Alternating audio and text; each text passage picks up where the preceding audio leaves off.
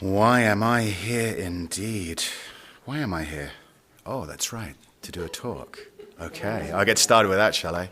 It's wonderful to meet you all. It really is. And I wanted to start there. Before I start talking about why I'm here, I wanted to start with a little story.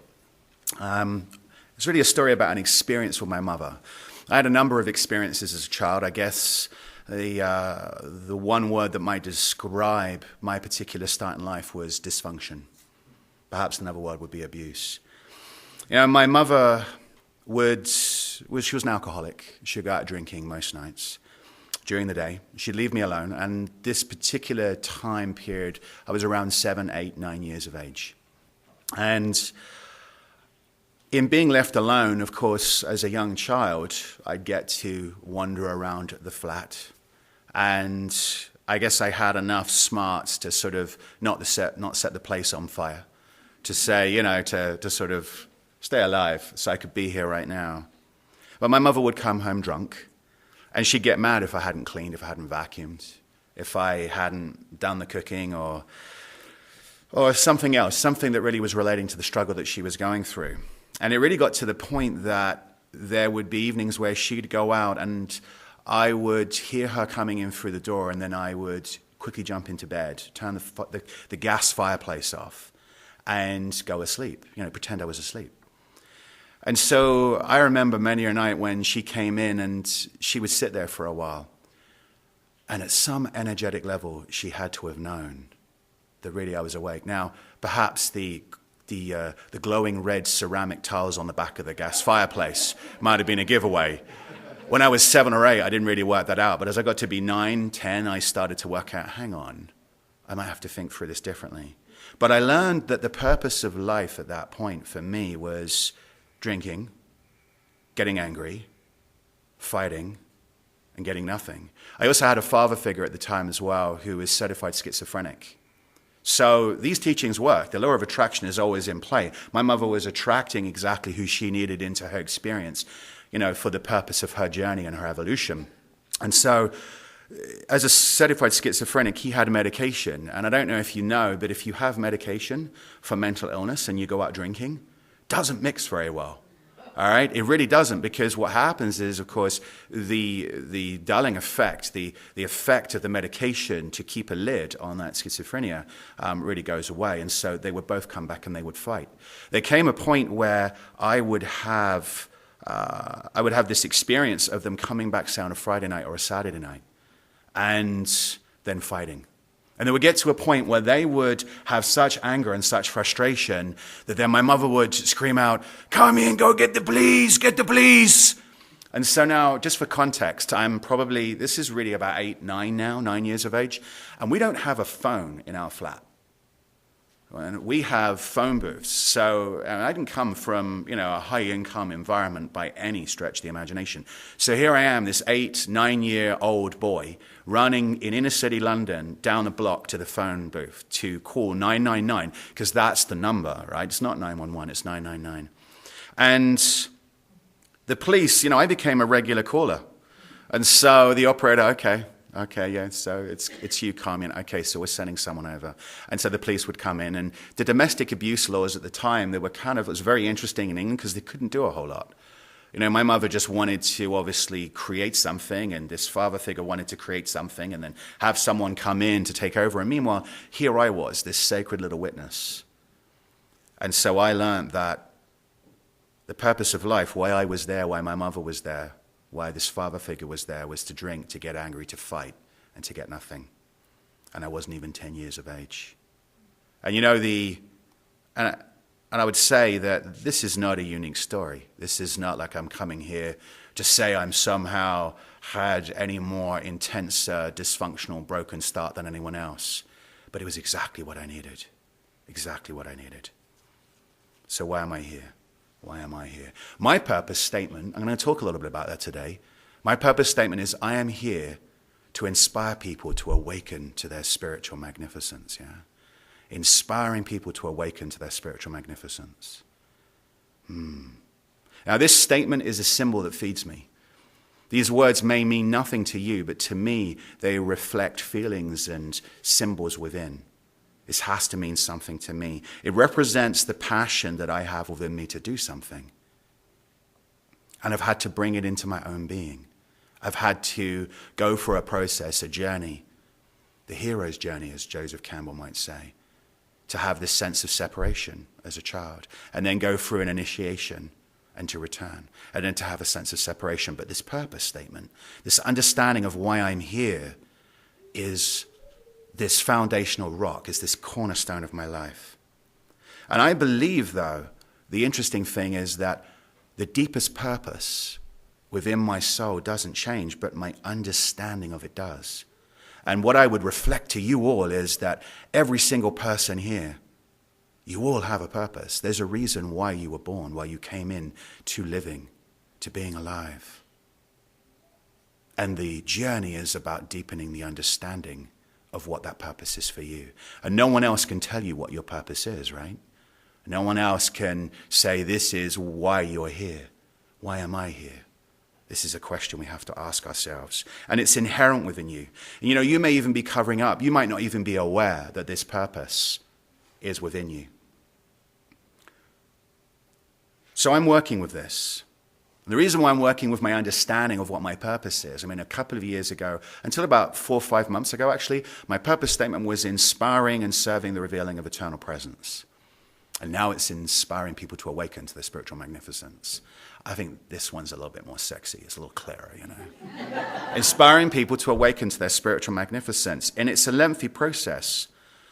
For me, this evolution of why I'm here and coming back to ask this again and again, well, I've realized I've had to undertake this journey and touching back in on this understanding of my purpose because I change. I'm changing. In fact, who I was 2 minutes ago is different from who I am right now. I've been influenced, and I am being influenced by every single person here. We're creating a collective field. And then 2 weeks ago, 2 months ago, 2 years ago, 20 years ago, I'm a different person, and so my understanding of the world changes. And so I found every 2 to 3 years I'm refining this purpose, but is it any wonder that my purpose is changing? Is it any wonder that your purpose, your understanding of your purpose is changing? It's not really, is it? So inspiring people to awaken to their spiritual magnificence. You'll notice there's an emphasis on the inspiring people to awaken, because I don't believe that I'm here to awaken you. But I believe here that if I can inspire you, that by inspiring you, you have everything that you need to awaken to your spiritual magnificence. You have everything that you need. And that I'm realizing that I'm understanding my purpose is that I've been given these gifts, these talents, to get up, to stand up, and to communicate, to convey, to open my heart and bare my soul before you all, and with passion and with love, to simply inspire and remind you of the spiritual magnificence that you are. So I'm realistic around purpose. I'm not going to do it for you, but I love the idea of teaching someone to fish. I wanted to share a story about someone in our congregation at the Center for Spiritual Living, Edmonton. At the end of 2012, I was in the role of teacher of one of the Science of Mind classes, and if you've not taken a Science of Mind class, take one. Really. If you have, take more. But anyway, so I'm teaching this class, and it's the Spiritual Practices Affirmative Prayer and Meditation class. It's one of the 100 series. It's one of the first-year classes, and it's a great blessing to be able to be in this role of teacher.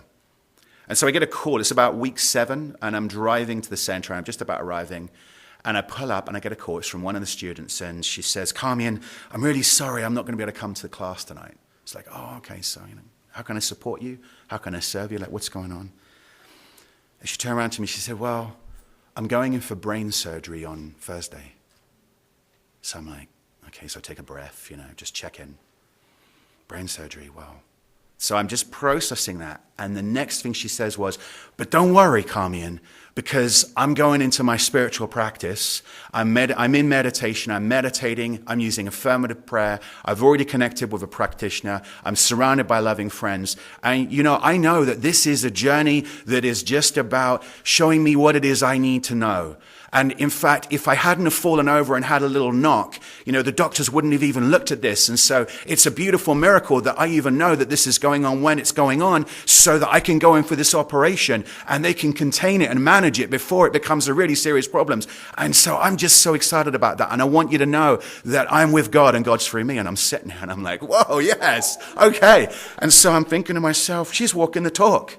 But what do you think her purpose was in that moment? To be alive. She was extremely clear that she needed to be alive and that she had some tools that she could use. And so she was using them. And so then I found myself a couple of weeks ago, I saw her at the center. And the first time I saw her, I was sitting down near the front. And Dr. Patrick Cameron, said I wanted to bring someone up to share a story. And he brought her up. And she was looking radiant and alive. And I was just sitting there going, and so it is. And so it is. She got really clear about her purpose, and she got clear about spiritual practices, and she performed a miracle. She did that work, and I'm so proud of her.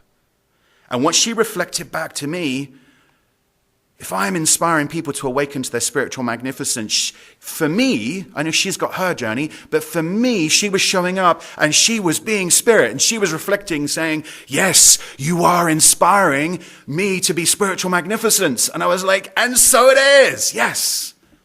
What a beautiful reflection. So that is on one end of the continuum. And then there's the other end of the continuum. So what does it feel like to have no understanding of purpose?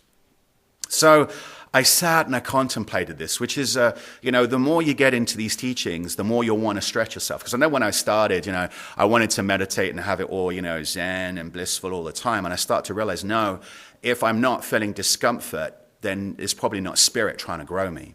And so I sat with this idea of, so what would it feel like to have no understanding of purpose? And words like emptiness, yearning, confusion, depression started to come up. I mean, can you imagine not knowing why you're here at all, never having stopped to ask yourself why you're here, and feeling emptiness and being caught in the idea of alone, and that there is nothing pulling you forward, that there's no spirit in your shadow, there's no spirit holding your hand, leading you forward. You're just there and you're empty and you're wondering, oh, what's on the television? And then you're sitting there and you're allowing it to wash over, because as this is washing over you, you're seeing emptiness around you, and you just have this belief that you're empty and you start to feel sad, or you get caught up in the idea of yearning. Well, I know there's something there. Why do you believe, or why do you think the idea of films and mass media has such an allure? One of the reasons is that within the great stories, there are the stories around hero's journey and awakening, and people yearn for this and they don't even consciously connect it, and they have this yearning and they get this uplifting feeling for the movie, and then they go away and they think, oh, that was great, and then they wake up and they return to where they were. So there's this yearning that people can't even put their finger on it. Or there's confusion. Confusion. Why am I here? Perhaps not even asking that. Why is that person doing this to me? And getting into this maelstrom, this terrible vortex of blame. And confused. Why does this happen to me? Why is it always happening to me? Why does the truck always pass and drench me in water? What's going on? Why is my boss always picking on me? Why does no one ever give me love? Getting confused and depression, feeling so sad. And then we'll find people getting caught up in the idea of burnout, because they'll bounce from sign to sign to sign. Why? Because they're busy looking at the world around them, looking to forms, effects, things, prestige, and grabbing onto those, bouncing from sign to sign. Well, maybe today this is for me. Maybe today that is for me. And bouncing around. And as you get caught into this pattern and into this cycle, what happens is it becomes easy to forget that you have power. You're not manifesting your vision or your desire because you're not clear on it. What's happening is you are caught in this sense of emptiness, this yearning, this confusion, this depression. You're bouncing from sign to sign. You've not stopped to ask why you're here. You've not stopped to think about your purpose, and you're lost to it. And then, if you had one, you can doubt your connection to God. But then imagine if you never experienced a connection to God. And invariably what you hear about from many teachers throughout the years and from the mystics is that all of us start off through this sense of separation, and then we have something happen, initiation that lifts us up. And what I want to share with you today is that, all of us here are likely going through that initiation at some stage. And maybe we've been through it a number of times and we've come back. But to know that we each have a purpose. So what is purpose about? It's about the why. Why? My understanding of my purpose will change. Why? Because I change. But the reason why I have a purpose statement, if you stop to feel and connect in with that, inspiring people to awaken to their spiritual magnificence, well, because really I want to bring that into my everyday life. I want to be able to say that every day. I want to feel, I want to connect with that, and I want to make sure that my understanding is deepening on that and around that, to have that alive through me. And as I connect with those feelings, and then I remember these teachings, Science of Mind, Dr. Ernest Holmes are telling us that creation is fueled by feeling, right? You may have heard the formula of thought plus feeling equals manifestation. It's a little simpler than that. Feeling equals manifestation. Thought is what we use to direct. But feelings are also they are the creative force. And they're working at that subconscious level. So I want to develop a purpose statement, and then I want to get clear on how to use that in my everyday life. And then wonderful things happen. I am here to inspire people to awaken to their spiritual magnificence, and here I am with this beautiful gift and honor to be able to reach out and inspire you all. It's amazing. But consciousness is an inside job. It's an inside job. I've realized I have to evolve myself and my understanding of my purpose. And then I started to realize I needed to think about others. That it wasn't just for me to focus on why I'm here in the context of what I can do for me, but I wanted to be able to think bigger. There was something drawing me. I had an experience of, after being in this really dysfunctional environment as a child, of them, actually at the age of 5 I was put on a care order, but at the age of 9 I was put into a children's home. And in the children's home I got to live with 100 other children. And perhaps in this moment I'm realizing why that happened. So I could see how many other broken children there were. I was surrounded by these broken kids. And so I got to think about others. As I think back on that was the seed that was planted for me. And what I've realized is that evolution requires deep patience and is powered by love. Think about that. Evolution requires deep patience and is powered by love. And you have everything you need. But there are even terms for those without purpose. So in preparing for this particular sharing, I went on and I Googled purpose and, not having purpose. And I came across a Wikipedia site. And there's this term that's probably an academic came up with, maybe some academics. Check this out. Philosophy of futility. Philosophy of futility. Doesn't that sound exciting? This is what it means. This is how the academic labeled it. And I get why this was done. I get why, from an academic point of view, they dug into this. But this is how they described it. This describes the disposition caused by the monotony of the new industrial age, right? The disposition caused by the monotony of the new industrial age. Wow. The fact that that exists really tells us a lot. The fact that that statement is there, and the fact that it's so clearly articulated, and the fact that as you hear that, you can go,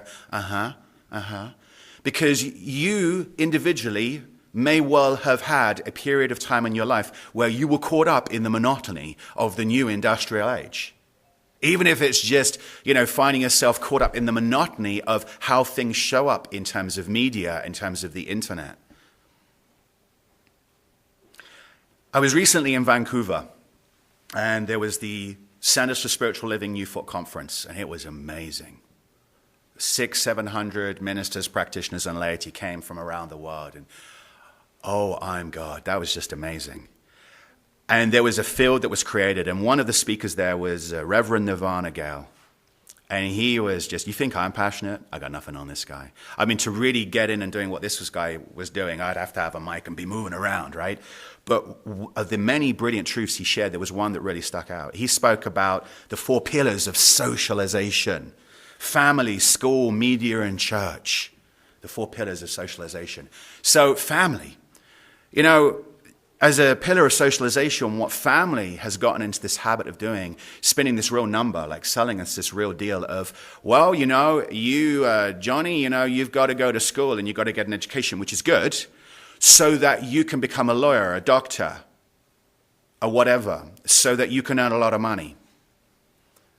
And then when we, with a family, we're caught up in the idea of, well, Johnny, what we're going to do is we're going to live our dysfunction, ignorantly, and we're going to have our stuff up. And we're not even going to stop to think about what's going on collectively and what's going on for you.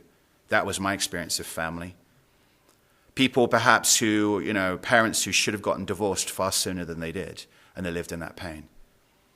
Or that really weren't living a life of truth, or weren't allowing that child to be who they were supposed to be, allowing them to flourish, to simply be present. And then there's school. Now, education's an amazing thing, but when we get to school and we start getting told about how, well, the world is made of atoms and nucleus and electrons and it's all physical, that's not true. Quantum physics is starting to prove that's not true. It's getting incredibly clear that this podium, this computer, this is not reality. In fact, from the point of view of school, when you get physicists go into undergraduate work and graduate work, they start from the basic assumptions that are 400 or 500 years old on Newtonian mainstream science. For every cause, there is an effect, which is true, but there is, molecules are completely continuous. There's this continuity that's happening all the time. So within schools, many schools, we're not even being invited to challenge, although that's shifting. And then media. We're being encouraged to buy, or we're being given this content that perpetuates focusing on what's outside of us, right? The marketing and the psychology behind marketing is working on the premise that the mass majority are under a mass hypnosis and that will be entranced by these soothing images of have more stuff, have more stuff, have more stuff. So I will go out and buy. And if it's not there in the advertisements, then you'll look at the content, and so much of the content will show you how it's all a fear-based world. And we're better off in Canada than some countries I can think of, United States, where, the content that's coming out through the news, the media, is not necessarily as clear. But even here, we've got it. And I remember when I started really deepening in, to this teaching and realizing, I'm going to become a practitioner, I'm going to become a minister. I remember I was taking classes and I wanted to shut the news off. And that was necessary at that point. I needed to surround myself, it's like little seedling that was starting to sprout that would become a tree ultimately. But I needed to put a fence around it and water it and make sure that the cows didn't come and chomp, that new seedling that was starting to sprout. So I shut myself off. That was what I needed, and it's good. If that's what you need, you do it. That's okay. But the media is out there, and it is blasting, and it is contributing to this mass hypnosis that's underway, and that has been underway. There's brainwashing. And then there's the church. Although it's pretty exciting because as, the Centers for Spiritual Living, we don't suffer with this. We don't have this challenge. But the church, has been talking about this physical reality. If you think about it, Christianity, and I'm not taking a knock against Christianity. The Christian story tells me that Jesus physically died after he was crucified and then was reborn, resurrected. Okay? And yet I look at the Gnostic truth behind that. And what the Gnostics are saying, no, that's not a physical experience at all. That is where the ego dissolves and dies and you are, resurrected. And the ancient mystery schools for thousands and thousands of years were teaching about this path of initiation through to returning to oneness. And this is what he embodied. And the rumor is, what I understand is that wasn't the first time that it happened on the Easter Sunday. He'd already attained that 10th stage of evolution in the Gnostic teachings. And the Gnostics flocked to him. But then the Roman civilization decided it needed a religion to stabilize Constantine's rule. And so the Roman Catholic Church was born, and it was turned into a physical event. And we've had that for thousands of years, and it is done. That time is done. But that is a pillar of socialization we've had to endure. But I celebrate that because it's given me an opportunity to arrive here right now and to recognize and see through that. So Ernest Holmes said, you can't have what you can't embody. You can't have what you can't embody. So I turn that around and I can say you can have what you can embody. So I want you to repeat after me. I can have what I can embody. I can have what I can embody. Yes. Purpose brings feeling and intention to embodiment. So the clearer I've been getting on my purpose, the more I've been embodying that purpose. And as I've been getting clearer on the feelings about that, I've been getting excited and passionate and alive with that, then more and more is manifesting, including the stuff that gets stirred up where I feel like crap. I was Facebooking the other day and I realized I love that I have the awareness to know that when I feel like crap, that is actually growth. And I believe that was all a part of my process of awakening to come and be here today and yesterday to do this work. Stuff was being cleared out. Why? Because I've set that purpose, that intent to awaken people to their spiritual magnificence. And so Spirit's going to give it to me. Spirit's going to show up and say, okay, you've made that declaration. Then let me show you something. Okay, thank you. And so it is. There's a guy called Simon Sinek, S-I-N-E-K. If you like TED Talks, this is worth Googling when you go back later on today when you go home. And he wrote a book, Start With Why, and he talks about the fact that in the world, many organizations start with what? What are the features? And then how do we go about this? And he says this is the wrong way around, that what we should do is we should start with why. Why? You know, he talks about Apple and says, Apple was created to stick it to the man, like to stick it to the institution. And they created computers that were about bringing computers into every household. Their iPhone or their iPod, the iTunes was sticking it to the music industry. iPhone was sticking it to the telecommunications industry. All of their advertisements, you never see big groups of people. It's always individuals, the rebel, the person stepping out. And what happens is as they get clear on that why, the clearer they've gotten, they've connected to people around why. And then what he talks about is that there's a biology. Because that why activates the limbic part of the brain. There's the neocortex up, at the outside of the brain, and you go in, and there's the limbic area. And this is where feelings are working. Feelings are processed. Now, in his particular story, he doesn't have the benefits of being Holmesian metaphysician, so he can't really explain the how. But really what he's saying is if you get clear on the why, and then you have your how worked up, the what's going to happen, and it'll be very obvious. It will take care of itself almost. So we're in a great place. We just need to get clear on the why, and God's got the how. Fantastic. It's even easier. But you should watch that. It's a really, really profound set of ideas. And as we connect to the feelings and we keep clarifying for ourselves what our purpose is, we're now retraining. Because our brain is like a computer. And the thoughts and the words that we say are like software. They're like reprogramming. And so a purpose statement is like a new piece of code. We're reprogramming that stuff beneath. Retraining of our BS, our belief systems, right? Our feelings. So don't hope, don't wonder. Find ways to bring yourself to where you're saying things like, I embody perfect life. I embody perfect life. I was also taught when I went through the Science of Mind 100, the pillars of affirmative prayer. You may remember that if you've been through the classes.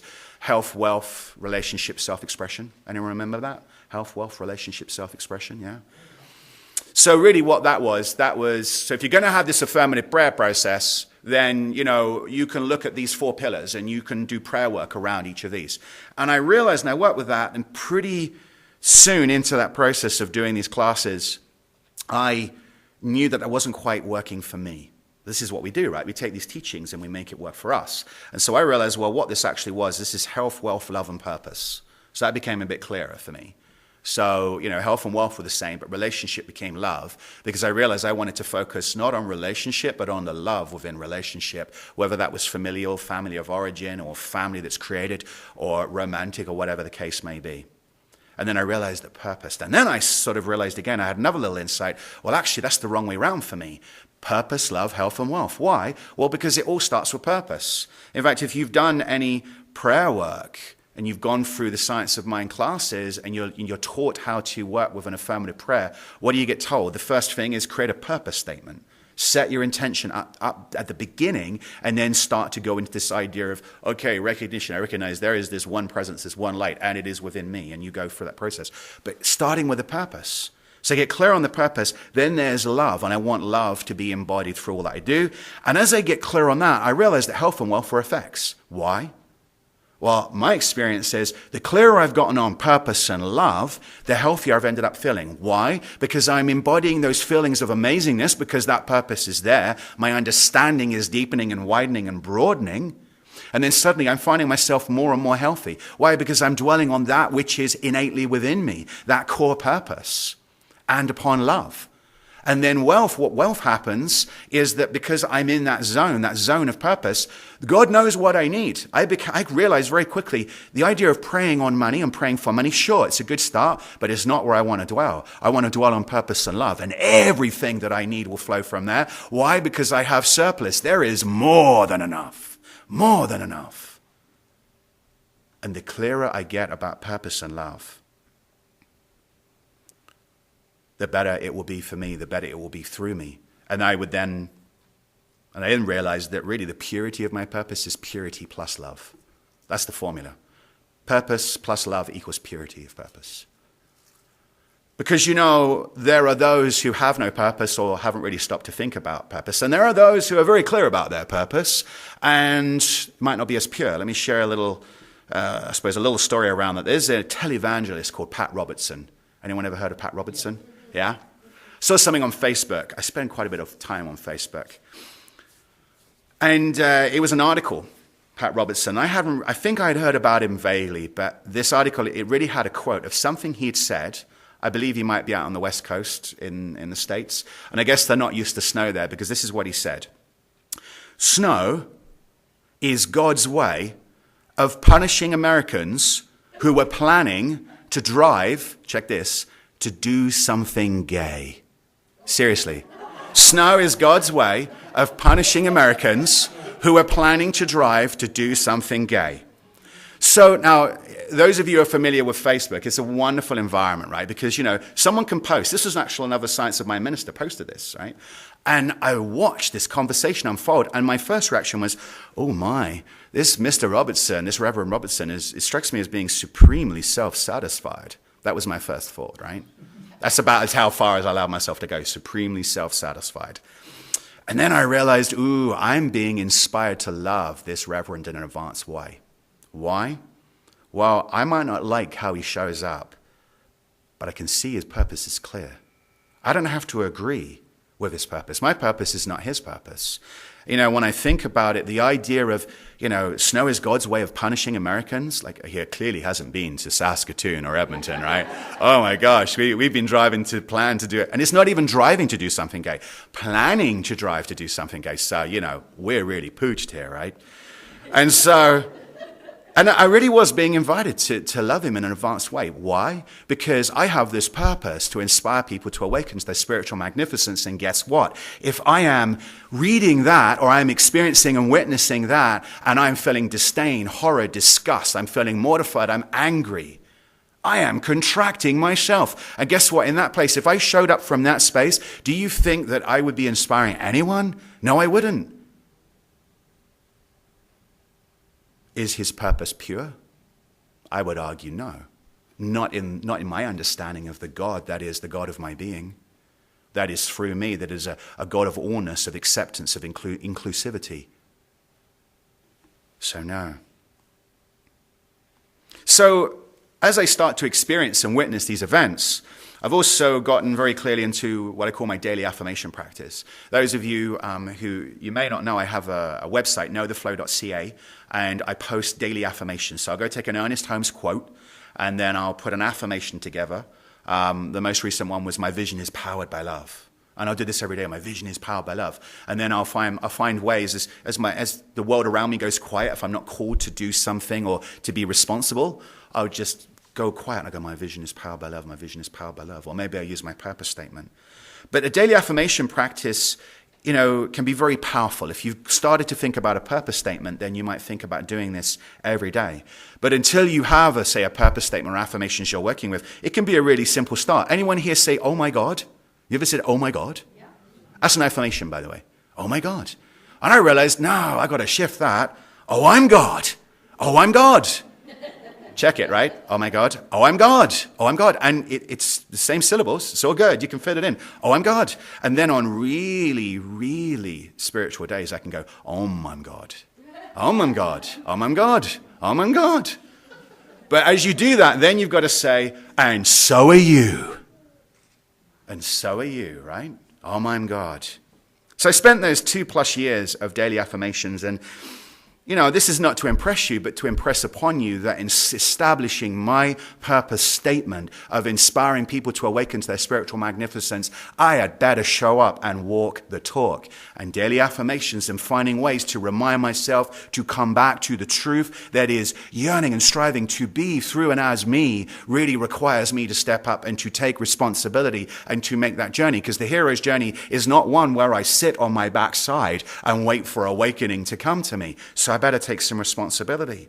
And as I get clearer, not only is this feeding the refinement of my purpose, but here's what I realize. When you start to live through your purpose will start to live through you. When you start to live through your purpose will start to live through you, right? This is the way. It's an invitation you're making. And also this evolves my understanding, and understanding is a fascinating thing. If I don't spend very much time with something, my understanding is not as deep, right? And I heard a story recently that really resonated around this. It was about a Baptist story. It was a Baptist minister story. The Baptist minister he decided that he wanted to bring the kids up in the service. And so the youth ministry brought the kids up halfway through the service and, lined up the kids. And so he turned around and he said, okay, so kids, who's heard about the resurrection? Who's heard about the resurrection? And so there was this silence. And after this, I would imagine an uncomfortable pregnant pause, this one little boy sort of stuck his hand up and said, I heard about the resurrection on television. Really? You learned about the resurrection on television? Yes, I heard that if you have a resurrection for more than 4 hours, you should get medical attention. Can you imagine? And apparently this is the first time, he brought the kids up from the mouths of babes. Oh, yes, and so it is. And apparently, the congregation laughed for 10 minutes before they ushered the kids out. And mortified, okay. And you've got to laugh that off. But it speaks to understanding, right? That child's limited understanding. He'd heard a word that sounded kind of like it, and then he'd rolled with it and thought that applied. So if you're not asking the question, why am I here? And if you're not uncovering an answer, and you're not checking back with it again and again and again, what's your understanding going to be like? You're going to have to seek medical attention in 4 hours? I don't know. So transformation never announces itself. I heard this recently from a minister, Dr. Harry Morgan Moses, and it was at Vancouver as well. It was a sort of mystical love workshop. Transformation never announces itself. And I sat with that and thought, that's kind of sexy. Transformation never announces itself. And then I realized, but purpose announces transformation. There we go. That's for you, Dr. Harry. And as I was thinking about that, I got exposed to or reminded of someone a teacher I've become quite fond of, who I'm reading and seeing a lot of his stuff. His name is Dr. Amit Goswami, his PhD in quantum physics. He is also a Professor Emeritus of Oregon University. He wrote the textbook that quantum physics undergraduate students have when they're being introduced to the subject, right? He is also a professor at the Holmes Institute, which I am studying at, so he's one of my professors as I move into this third year. Really exciting. And he's known as the quantum activist, and he talks about the quantum creative process. But before I get into that, I wanted to share an experiment. And he was approached by a scientist in New Mexico. And this scientist phoned him and said, I wanted to share some with you because there's some interesting data. I think you'll be really interested. We got 2 meditators. We asked them to focus on communicating non-locally. So not speaking, not winking at each other or whispering or whatever, not doing any motion, just communicating non-locally. perhaps telepathy, whatever you want to call it. And so then for 20 minutes we had them meditate on this intention, and then we put them in a Faraday room. So Faraday room is sealed from electromagnetic transmissions, so there's none of this hocus pocus stuff going on. And then they had one of the meditators, they hooked them both up to ECG, they measured their brain patterns, brain waves, and one of the meditators, they flashed lights. The other meditator, they did nothing. And they did this for 20 minutes, and guess what happened? They showed that the brain waves of the meditator with the flashing lights overlapped and had, no coincidental, which is a scientific way of, we believe that they had the same same brain patterns going on. And then Dr. Amit Goswami says, you know what this does? This proves we're all connected. Science is proving it. I know we've been hearing it, but yes, it's proving. And so when you think about this idea of all being connected, what was the master teacher Jesus of Nazareth saying? Love thine enemy, right? Love thine enemy. Why? Because we're all interconnected. Your enemy is you. Why? Because we're all one. We're all one. So when he talks about the quantum creative process, so now he's established we're all one, he also talks about the idea of you don't create that objective egoic mind. If you ever did Thomas Troward in our curriculum, he talked about the objective subjective mind. Well, the objective mind is just the egoic surface conscious stuff. And then the subjective is the subconscious, the unconscious, right? You may be more familiar with those terms. And he talks about the fact that this subjective egoic mind doesn't create. Why? Could you imagine there being 7 billion cars in the world, like just suddenly appearing? We can't have that. We can't have what we think suddenly appearing. So what happens is the creation's happening in the subconscious subjective mind. And this is good. This is where we have these feelings, these grooves. And so we've got to go through, he says in his creative process, preparation and incubation, doing and being. Preparation where I do, where I convert possibility into actuality. And if you read about quantum physics, quantum mechanics, you'll hear a lot about possibility. And then I convert through that preparation into actuality, and I go through incubation, where I'm being. This is where I allow possibilities to grow. And again, we score as Holmesian metaphysicians. Why? Because we have affirmative prayer, we have visioning, we have contemplation. It's an amazing way to prepare. And then we have meditation as a fantastic way to incubate, right? And so he says, one of the challenges, though, there are so many people who are caught up in preparation, where we have to do, right? And there's a whole bunch of people who are caught up in incubation, be. We're either sort of trying to deal with the rat race too much, or we're trying to go off on 5-year meditation retreats, or just say, if I could just escape and live this. And he says, that's all wrong. What you need to do is do-be. Do. That's what you've got to be doing. So the world is evolving because scientists are coming out and saying, oh yes, there is something more than we can tangibly understand that is going on. And it is amazing, it is magnificent, and it is through and as you, and it is magnificence. It is all oneness, it is possible. The world is evolving, why do we know? I only have to look through history from the feudal times, the brutal medieval ways in which we did war, the 18th century, the 20th century, and then to arrive at moments like nonviolence, Gandhi, Martin Luther King. Oh, yes. How amazing. Men that just changed the world around them. How we show up in the world is evolving and what they created. And then realizing that organizations and how we're interacting as we start to prove that there's oneness, and we start to prove that we can change things. We don't have to go to war. We can just stand for a cause, but we don't have to be violent about it. We can be peaceful. And then we recognize that, everyone's connected. We have science proving it for the left brain doubters that need to have it. Sure, we'll give you the science if that's what you need. If you need to be convinced that this teaching is truth, by all means, because this is what Spirit's going to give, because this teaching needs to be out there. It is out there and it's growing. And we recognize we're all interconnected, and then we're invited into advanced love. Why? If we're all connected and we're coming together in spiritual community, you better bet that if you are finding yourself and you're looking around at other laity and other practitioners and other ministers, and you don't like what you're seeing, I would invite you to make sure that you've got love underneath and through that. Because if you get caught up in that dislike, now there's a difference between having an opinion and showing up and having a conversation, and respectfully and with clarity and love, hearing each other's points of view, and then trusting to Spirit that Spirit has the how and the what. But if you can't find yourself in that state of love within your spiritual community, guess what? You are not going to graduate to loving your enemy. Because that's advanced love. And loving in the spiritual community is intermediate love, right? This is where we get to grow up all over each other. And so purpose. What good is reading a holy book if you don't live its truth? What good is reading a holy book if you don't live its truth? There's only one God, right? Oneness. So establish your purpose. This is the call to action. If you have a purpose, wonderful.